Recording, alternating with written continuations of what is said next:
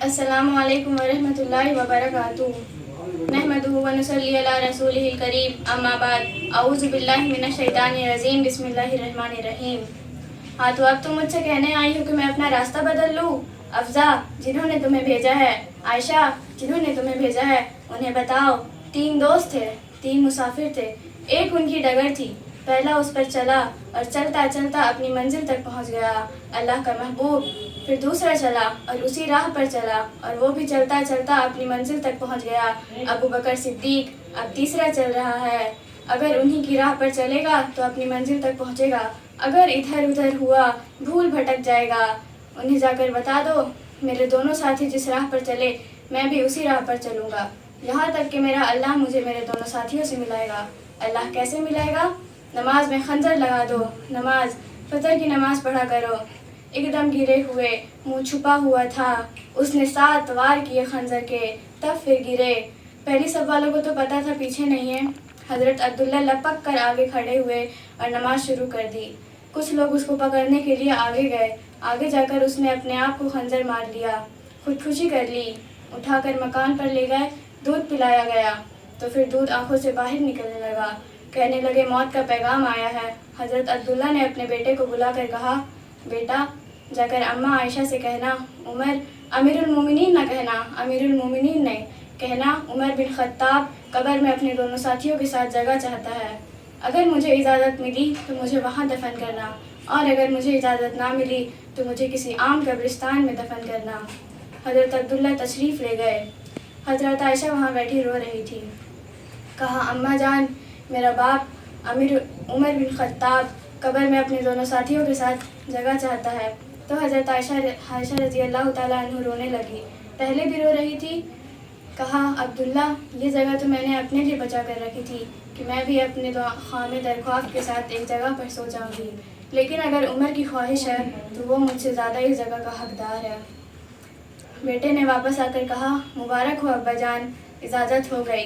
कहा, बेटा, इजाज़त तो हो गई, लेकिन जब मेरा जनाजा उठाओ तब एक बार फिर जाके पूछना, हो सकता है मेरे शर्म से मेरी इज़्ज़त दे दी हो और मेरे मरने के बाद मना फरमा दे। अगर उस वक्त मुझे इजाज़त मिली तो मुझे वहाँ दफन करना, वरना मुझे ले जाना। इतने में हज़रत अली और हज़रत हसन तशरीफ़ लाए। हज़रत अली ने हज़रत उमर के चेहरे पर घबराहट देखी तो कहा, उमर, मौत से डर रहे हो? कहा, नहीं, मौत से नहीं, मौत के बाद जो होगा उससे डर रहा हूँ। ये कौन कह रहा है? मेरे बाद अगर कोई नबी होता तो उमर होता। ये वो कह रहा है। ये कौन कह रहा है? आपने फरमाया, आज रात में जन्नत में गया था, मैंने एक बड़ा आलीशान महल देखा।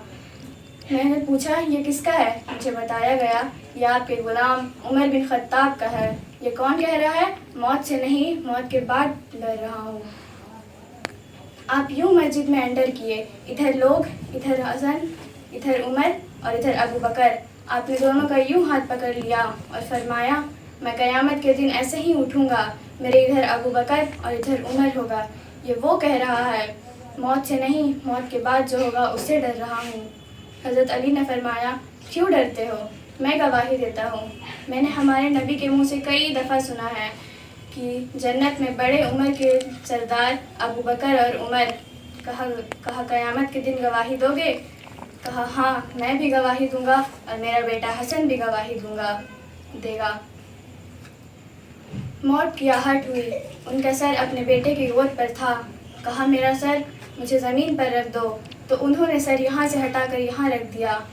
वलहक, सुनाई नहीं दे रहा क्या कह रहा हूँ? ज़मीन पर रख दो। ज़मीन पर रखते वक्त उन्होंने अपना चेहरा पीछे किया और मिट्टी में मुंह मलने लगे और कहने लगे, वैलुल लका इन लम यगफिर लका या रब्बुक इन लम यगफिर लका या उमर।